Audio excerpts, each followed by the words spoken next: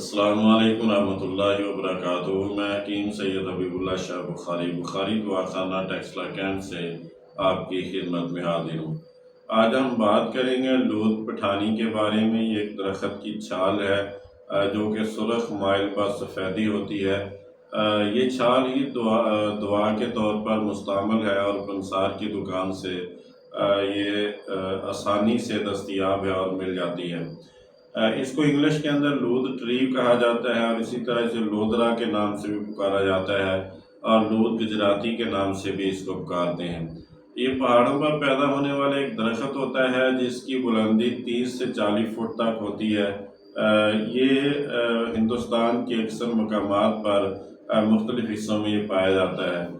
اس کا پتا 2 سے 3 انچ لمبا ہوتا ہے اور تقریباً 1.5 انچ تک یہ چوڑا ہوتا ہے اور اس کے پتے کے کنارے جو ہوتے ہیں وہ کٹے ہوئے ہوتے ہیں۔ اسی طرح اس کے پھول سفید رنگ کے اور سائز میں چھوٹے چھوٹے ہوتے ہیں اور اس کا پھل جو ہوتا ہے وہ لمبوترا ہوتا ہے۔ اگر اس کے مزاج کو دیکھا جائے تو اس کا مزاج سرد خشک اطیبہ نے لکھا ہے۔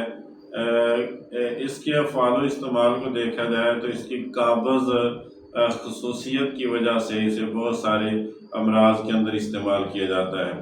عورتوں میں کثرت حیض کے مرض میں کہ جس میں خون حیض بہت زیادہ آتا ہے جس سے عورتیں کمزوری کا شکار ہو جاتی ہیں اور بسا اوقات ان کے جسم کے اندر خون کی کمی واقع ہو جاتی ہے۔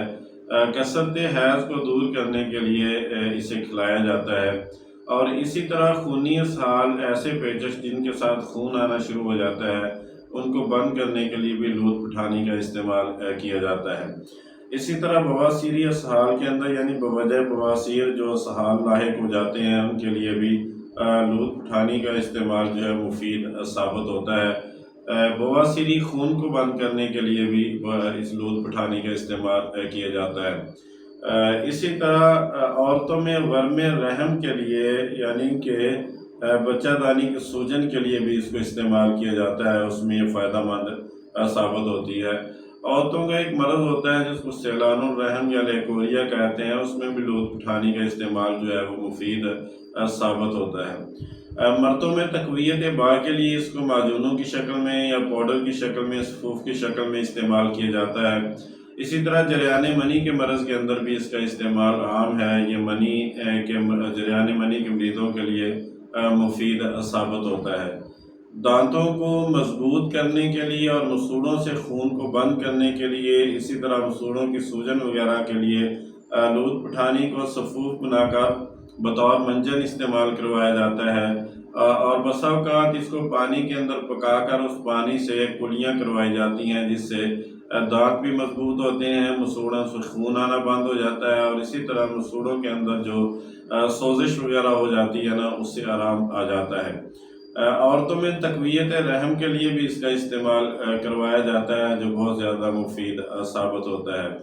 اگر کان بہنا شروع کر دیں تو اس کا باریک پاؤڈر کر کے لوت پٹھانی کا کان کے اندر یعنی اس کا صفوف جو ہے وہ چھڑکا جاتا ہے جس سے کان بہنا بند ہو جاتے ہیں۔ امراض چشم کے اندر بھی اس کا استعمال جو ہے وہ عام ہے۔ آشوب چشم کے مرض میں جس طرح کہ آج کل آشوب چشم کا مرض جو ہے وہ عام پھیلا ہوا ہے تو لوت پٹھانی کو لے کر اس کو پانی میں پیس کر آنکھوں کے گرد گرد لیپ بھی کیا جاتا ہے اور بعض دوسری دوائیوں کے ساتھ ایک پوٹلی میں باندھ کر پانی کے اندر بوائل کر کے اور جب پانی ٹھنڈا ہو جائے تو اسی پانی کے اندر بھگو کے آنکھوں کے اوپر اس کی ٹکور کرتے ہیں جس سے آشوب چشم کا مرض جو ہے وہ ٹھیک ہو جاتا ہے۔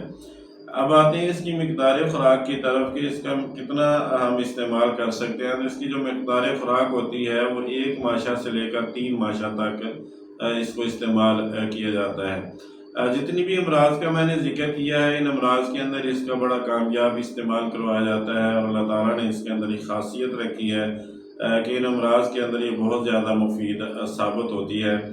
ایک عام پنسار کی دکان سے ملنے والی یہ چھلکا ہے، جڑی بوٹی ہے کہ جس کو ہم حاصل کر کے اپنے امراض کے لیے استعمال کر سکتے ہیں۔